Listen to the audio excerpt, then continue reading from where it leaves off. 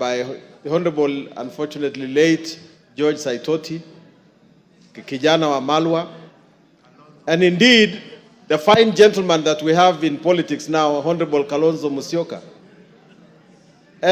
Those people, Mr. Speaker, understood their job. If I were to stand today and accuse the Honorable Rigathi Gachagua, I would accuse him of only one thing. He does not get it.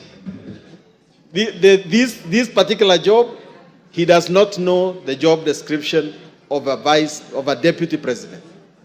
For one, Mr. Speaker, the Constitution of Kenya says that there shall be a president.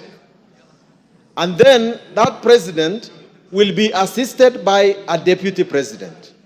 Now, assisted by a deputy president.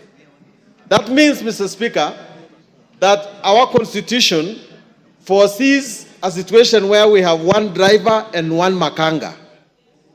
And one is not trying to do the job of the other. Now, how did we get into a situation, Mr. Speaker, where we now have two bosses in the country? We have the president who is the boss, and we have the deputy president who says he's also the boss. Now, if there is something that we have to do in this house is to resolve that dispute. The country cannot run when we have...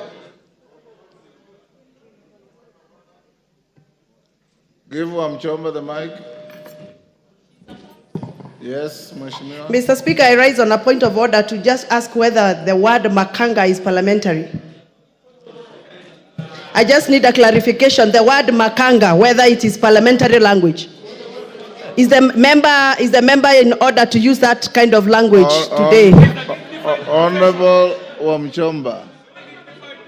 Order. Yes, Millie. Yes, Millie.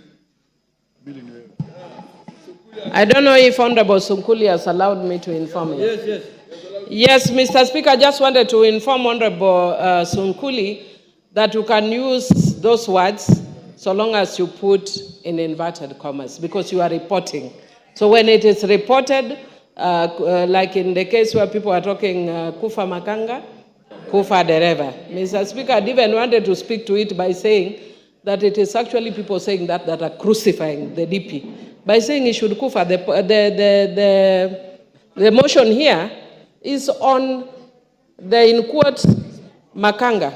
It's not on the dereva. So people want to bring the motion on the dereva in quotes, can bring, but the one we are dealing with now is on makanga. But for Honorable Wamuchomba,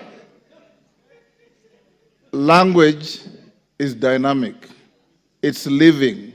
It grows. That's why you now find Kiswahili words in the Oxford English Dictionary.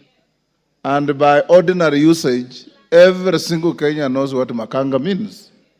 And Sunguli was not mixing languages. He spoke in the manner like he was quoting. I will definitely need another extra time. But Mr. Speaker, so our Constitution foresees a situation where the president and the deputy president operate in harmony. Now, Mr. Speaker, if your principal job is to assist the president, and your marriage with the president is now irretrievably broken down, the only purpose of this house is to say that there is actually no more marriage, and that the deputy president can no longer perform his duties as a deputy president. And so, if that happens to be the situation, then what remains? I remember the late President Moi telling us that the problem with Africans is that they don't resign until they are kicked out. In this particular situation, because the marriage is irretrievably broken down, it ought to be the case that the deputy president ought to say, as a gentleman, that this thing is not working, I'm going to leave it. He has said that this is like a company.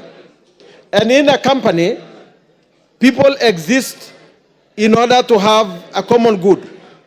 And the mixture of strategy and vision and deep understanding of their core business is what will bring fruit to this job. Mr. Speaker, I believe myself that there are two mistakes that have been made here that need to be looked into by this House. One is that the Deputy President ought to believe in the Republic of Kenya. Because if I look at the number of times, if I Google the number of times